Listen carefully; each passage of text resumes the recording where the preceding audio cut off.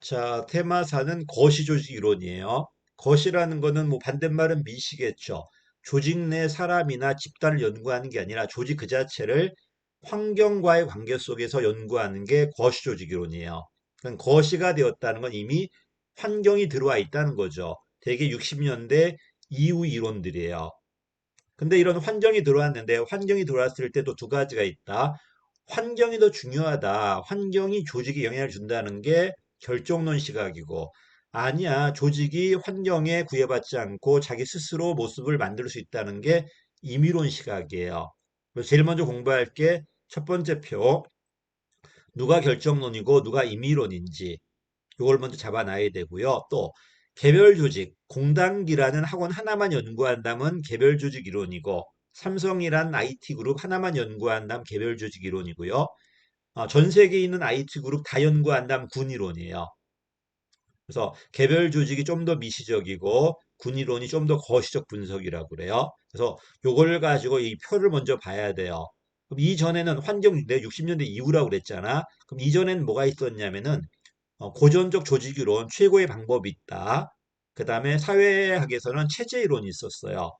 그치? 세상은 AGI로 구성되어 있고 이걸 가지고 세상을 설명할 수 있다는 이런 체제 이론이 있었는데 둘의 공통점은 고전 이론은 사이몬이 검증되지 않은 속담에 불과하다고 비판을 했고요. 과학성이 떨어진다는 거야. 체제론은 관념론이에요. 생물학 이론을 그대로 도입하다 보니까 생명체는 호흡이다, 순환이다 이게 갈라지겠지만 사실 사회체제는 어디가 정치고 어디가 경제인지 갈라지지 않거든요. 그냥 관념적 모형이에요. 어쨌든 둘 다 과학성이 좀 떨어져요. 그래서 후학자들이 연구해 보니까 유일 최선의 답이 있는 게 아니라 상황이 달라지면은 구조가 달라져요. 그치? 이게 바로 구조 상황론 50년대 말부터 60년대 중반까지 어떤 학자들은 규모가, 어떤 학자는 기술이, 어떤 학자는 환경이. 그래서 이거 따로 배웁니다. 이따 나올 겁니다. 자, 그러다가 이제 규모, 기술, 환경이 중요한 건 인정한다. 환경이, 상황이. 근데 이 상황은 바로 구조로 가는 게 아니라 상황은 최고 책임자의 생각에 영향을 줄 뿐이다. 이 최고 책임자의 생각이 전략을 형성하고 전략에 따라서 구조가 달라진다는 게 전략 선택 이론이에요. 71년도 이론이에요. 임의론이죠. 왜 구조 상황이 중요한 게 아니라 최고 책임자의 의지가 더 중요하니까. 그 다음에 자원의존 이론이 79년도 이론이에요. 이건 뭐냐면 어떤 조직도 모든 자원을 다 가질 수는 없어요.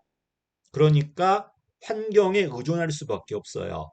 그러니까 결정론처럼 보이지만 얘는 임의론 이유가 뭐냐면 이런 의존성을 낮추기 위해서 최고 책임자는 전략을 세울 거예요. 환경에 대한 의존성이 높아버리면 내가 독자성이 떨어지잖아. 이러니까 이 의존성을 낮추기 위한 전략을 세울 겁니다. 그래서 이 친구도 임의론으로 들어와요. 그래서 개별 조직이면서 결정론 이론이 하나 있고 개별 조직이면서 임의론이 있는데 총 세 개가 있죠. 구전자 해가지고. 그 다음에 뭐가 있냐면 군이론이야. 자, 조직군 생태학 이론은요. 자, 얘가 맞다면 상황이 바뀌면 적응을 해야 돼요. 상황에 맞게 모습 바꿔가면 적응해야 돼요. 얘가 맞다면 최고 책임자의 의지에 의해서 자기 모습을 형성해 가야 돼요. 근데 조직을 장기적으로 연구해 보니까 어떤 시대에 어떤 조직군들이 번성하다가 시간이 지났어. 이러니까 얘가 싹 사라져 버리고 새로운 형태의 조직군들이 번성해요.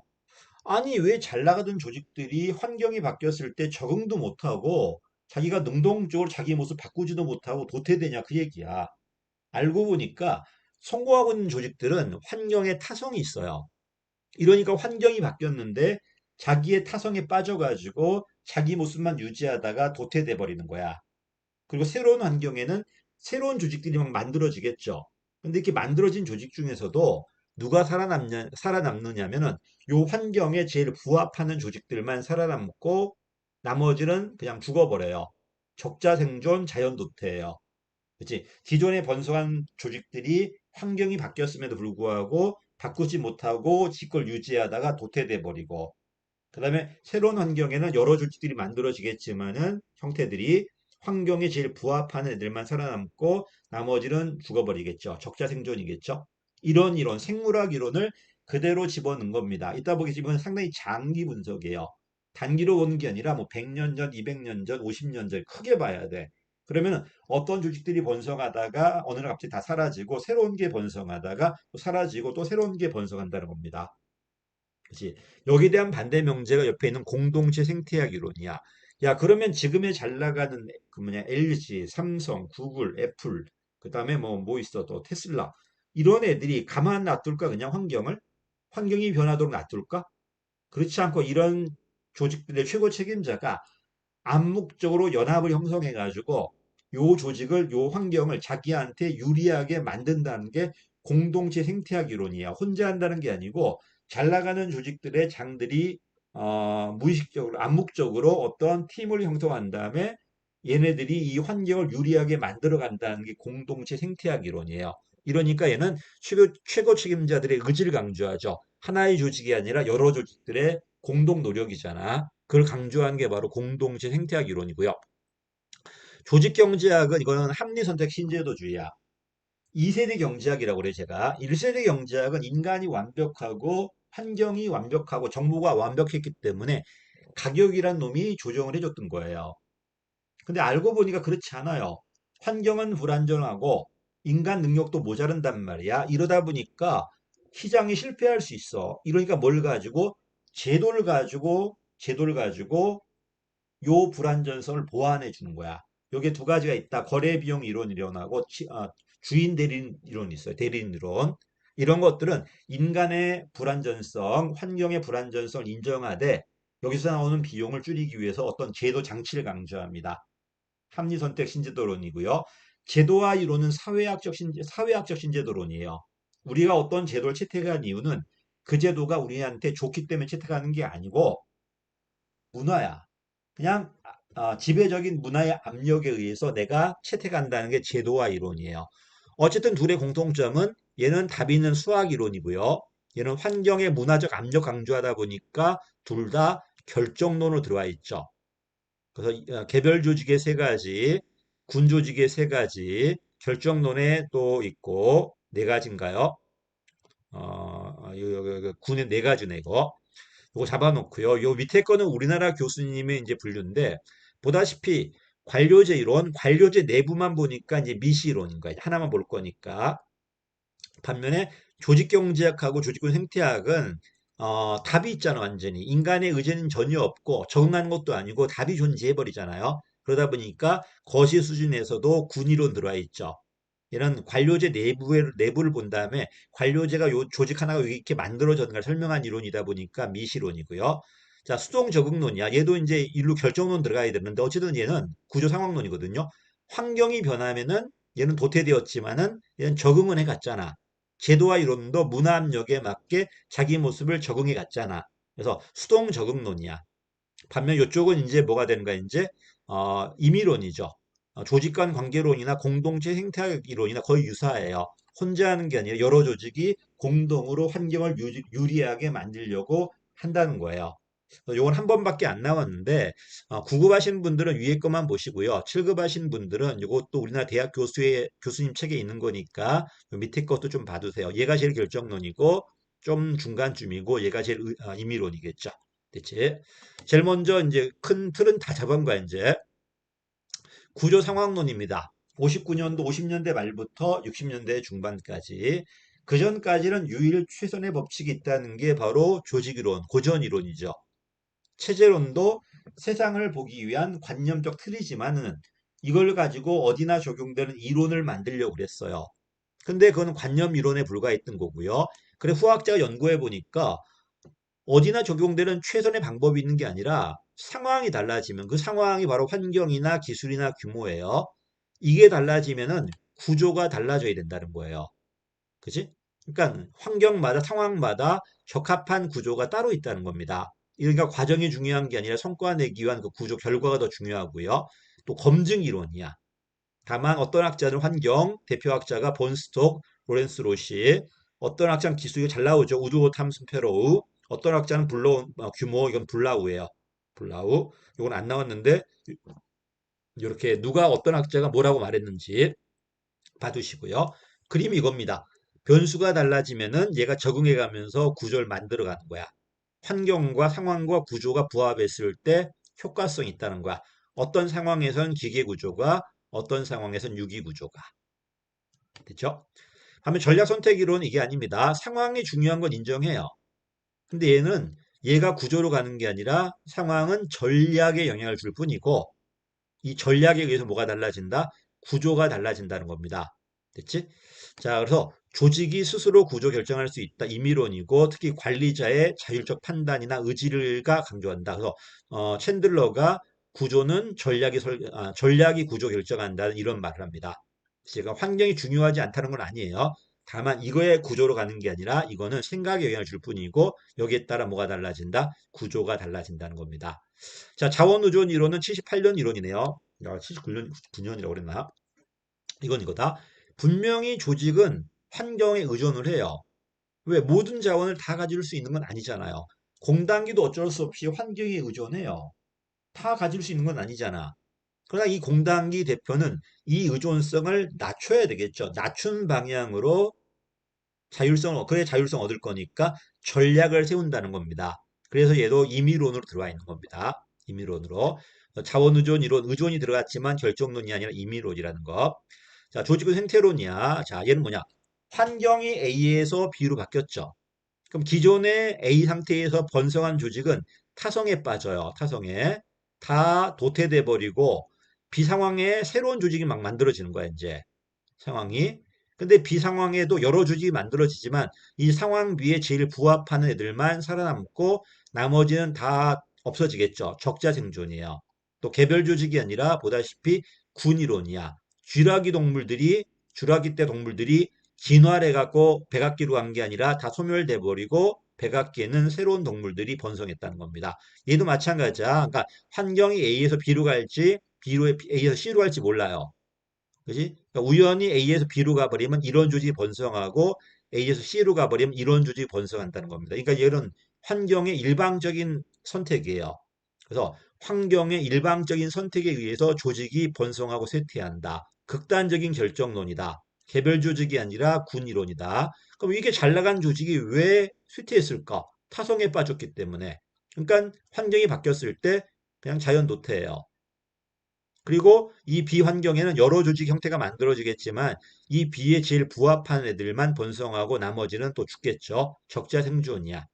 그치? 이건 장기 분석입니다. 종단 분석이라고 해서 상당히 장기 시간에서 이 조직군들이 번성하다가 쇠퇴하고 다시 번성하고 이걸 설명한 이론이에요. 특히 우연성을 강조해. 왜? 환경이 A에서 B로 갈지 B에서 C로 갈지 모른단 말이에요. 요게 이제 조직은 생태학 이론이다. 그래서 키워드가 극단적인 결정론이다. 일방적인 환경의 선택론이다. 자, 근데 이 지금 잘 나간 조직이 가만히 있을 리가 없어. 그치? 테슬라, 구글 얼마 잘 나가요. 아마존. 그럼 이런 애들이 이 상황을 유리하게 만들려고 암묵적으로 뭘 하지 않을까요? 요게 바로 공동체 생태학 이론이야. 혼자 하는 게 아니라 잘 나가는 여러 조직의 장들, 이런 조직들이 공동으로 환경을 유리하게 만든다는 겁니다. 왜 공동으로 같이 할까? 그래야 자기네들한테 유리하니까 서로 이득이 되니까. 됐죠? 왜? 아무리 테슬라나 구글이 잘 나가더라도 모든 걸 다 가질 수는 없잖아요. 그지? 누구는 뭘 잘하고 누구는 뭘 잘한단 말이야. 그래서 갖고 있는 자원이 비대칭적이고 불균형하고요. 또 혼자 하는 것보다 열심히 같이 하는 게 효율적이고 안정적이다 보니까 같이 어떤 걸 만들어 간다 이론이 공동체 생태학 이론이에요. 자, 조직 경제학은 항상 2세대 경제학이야. 인간의 능력은 부족하다. 환경은 불확실하다. 인정해줘야 돼요. 특히 주인 대리인 이론은 주인보다 대리자가 더 많이 알고 있죠. 둘 다 사익을 추구한 사람인데 대리자가 더 많이 알고 있다 보니까 대리자가 주인을 속일 수가 있단 말이야. 그래서 주인이 멍청해서 엉뚱한 사람을 선택하는 게 역선택이었고요. 그다음에 주인이 대리자 통제하지 못하다 보니까 대리자가 자기 이익을 위해서 주인을 속여버리는 게 도덕적 해이 아니었나요? 우리가 시장 실패할 때 했잖아요. 그래서 주인이 멍청해서 잘못된 대리자 선택했다. 역선택, 선택 전의 문제였죠. 내가 자동차 시장 얘기했잖아. 좋은 자동차와 나쁜 자동차가 있는데 내가 알고 있다면 좋은 자동차는 300을, 나쁜 자동차는 100만 제시할 거예요. 모르다 보니까 평균 200을 제시하는 거야. 그 결과 좋은 자동차 300은 날아가 버리고 나쁜 자동차 100짜리를 내가 200 주고 사는 겁니다. 이게 역선택이야. 됐지? 보험 얘기도 했고요. 반면에 도덕적 해이는요. 처음엔 잘 몰랐어. 근데 왔는데 주인이 대리자를 통제 못해. 또 열심히 일한다고 해서 나한테 이득이 되는 것도 아니야. 이건 대리자들이 열심히 일하지 않고 놀아버리는 겁니다. 이게 도덕적 해이야. 공무원 되면 이렇게 많이 하죠. 열심히 한다고 승진되는 것도 아니고 보수가 올라가는 것도 아니잖아. 그냥 노는 게 더 합리적이에요. 그치? 이러니까 여러분을 이런 도덕적 해이로부터 해결하기 위해서 어떻게 한다는 거야? 성과급이라든지 촉진제도라든지 이런 걸 막 만들죠. 어쨌든 본인과 대리자 자기 전부 다 자기 이익을 추구한 사람들인데 상충된단 말이야. 결국 대리자가 본인을 속일 수 있기 때문에 요 대리 손실이 나오죠. 이런 대리 손실을 줄이는 게 목적이다. 됐지? 자, 두 번째는 거래 비용 이론이에요. 여태까지 조직은 생산물의 주체였어요. 생산물에 어떤 물건을 만들기 위한 도구였다는 거야. 근데 자유경제학 이론이 맞다면요. 굳이 조직을 만들지 않고 시장과 거래를 하면 돼요. 그지? 나는 내가 제일 잘하는 걸 만들고 나머지 거래하면 된단 말이야.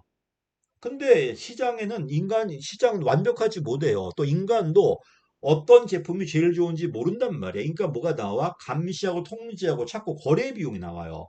이 거래 비용이 너무 커버리면은 거래가 안 돼요. 차라리 뭐 한다는 거야? 우리 조직을 만들어 버릴 거야. 여태까지 현대자동차가 타이어는 금호 타이어 걸 썼는데 금호 타이어가 정보 우위를 이용해서 날 자꾸 속인단 말이야. 거래 비용이 나와. 이걸 맨날 감시하고 통제하기 너무 어려워요. 그래서 에이 몰라 나도 현대 타이어 만들 거야. 이러면서 조직을 만들어 버리는 거야. 근데 조직이 만들어지면 또 관리해야 되잖아. 관리 비용이 나온단 말, 내부 비용이에요. 이 내부 거래 비용이 크다 하면은 차라리 외부화 시킬 거야. 거꾸로 외부 거래 비용이 크다 하면은 차라리 내부화 시킬 거예요. 이러면서 조직 규모가 정해진다는 게 거래 비용 이론이야. 그래서 생산의 주체가 아니라 거래 비용의 최소화 도구다.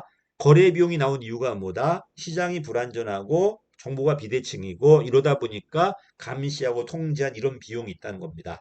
됐지? 밑에 있죠? 제한된 합리성, 그다음에 독점이라든지 뭐 이런 불확실성이라든지 이런 것 때문에 거래 비용이 나오니까 차라리 조직을 할 거예요. 근데 조직은 뭐가 있다는 거야? 또 내부 비용이 있단 말이야. 관리 비용이 이게 너무 크면은 나는 차라리 뭐 할 거야? 거래할 거예요. 됐죠? 이렇게 돼 있습니다. 제도와 유로는 사회학 신제도론이라고 그랬어요. 내가 어떤 거를 채택한 이유는 그 제도가 나한테 효율성이 있으니까 전혀 그렇지 않다는 거야. 문화 압력이야. 우리가 어떤 문화 압력에 있으니까 인습적으로 이런 제도를 채택한다는 겁니다. 합리성은 전혀 없어요. 합리성과 효율성, 도구라기보다는 사회적 정당성을 얻기 위해서, 여기서 말하는 정당성은 사회적 정당성이에요. 사회적 정당성을 확보하기 위한 도구로서 내가 어떤 제도를 채택한다는 겁니다. 됐죠? 채택하지 않으면은 내가 처벌받아요. 우리가 50년대 미국의 민주주의 제도를 채택하지 않았다면 미국은 우리한테 원조를 하지 않았을 거예요. 그럼 어쩔 수 없이 우리한테 안 맞아도 미국의 민주주의 제도를 채택해야 되겠죠. 이게 강제 동용화야. 강제 동용화. 자, 우리가 보고는 미국이 되게 잘 살아요. 민주주의 정치, 민주주의 행정제도란 말이야. 이러니까 우린 준비가 안 되었는데 그런 제도를 도입한 거예요. 이게 모방 동용화예요. 그치? 나한테 맞는 게 아니라 전교 1등이 수학 공부를 되게 잘해. 보니까 수학 정석을 보고 있는 거야. 이 실력 정석을. 그래서 나는 지금 수학도 잘 못하면서 그걸 좋아 보이니까 도입해갖고 내가 하는 겁니다. 이게 모방 동용화예요. 됐죠? 나한테는 안 맞는 거야, 지금. 규범 동용화는 뭐냐면요. 우리나라뿐만 아니라 전 세계 각국 애들이 미국에 이제 유학생이 들어가겠죠. 그러면 미국에서 공부를 하겠죠. 여기서 어떤 걸 배울 거야. 뭐 의술도 배울 수 있고 뭐도 행정학도 배울 수 있을 거예요. 그리고 각각의 나라로 다시 돌아가겠죠. 그치? 근데 여기서 배운 것을 그 나라 가서 그대로 사용해요. 미국의 상황과 그 나라 각국의 상황은 다 다른데 전 미국에서 배웠기 때문에 나라별로 똑같은 형태의 학과가 만들어지고 똑같은 형태의 커리큘럼이 만들어지는 거야, 이제. 이게 규범 동용화예요. 마치 좋은 것처럼 보이지만 우리 상황에 안 맞는 거야, 지금. 안 맞는 학제라든지 이런 게 막 만들어져 가는 거야, 이제. 우리는 그런 상황이 못 됐는데 배운 게 그거니까. 이게 전문가들이 거기서 배운 것을 널리 퍼뜨려 가면서 닮아간 현상들을 우리 뭐라고 그래? 규범 동용화라고 그래요. 그치? 이런 것들. 자, 그래서 동용화는 강제는 압력 때문에 모방은 성공하는 기업을 담고 싶어서 나한테 맞지 않음에도 불구하고 베끼는 거예요. 규범 동용화는 전문가들이 배운 것을 전파해 가면서 비슷해진다는 게 규범 동용화다. 여기까지가 제도화 이론들 상당히 큰 이론이고요. 거시조직 이론은 상당히 중요한 이론입니다. 특히 시험에 나왔을 때 상당히 어렵게 많이 느끼니까 7급 하신 분들은 좀 꼼꼼하게 봐두셔야 되고요. 9급도 이런 용어들은 다 알아놔야 돼요. 그치? 제도화 이론 정말 많이 나옵니다. 이런 것들. 아니, 그 조직경제학은요. 되게 많이 나오니까, 문제도 되게 많아요. 되게 많습니다. 이렇게. 꼼꼼하게 봤으면 좋겠습니다. 여기까지 하겠습니다. 감사합니다.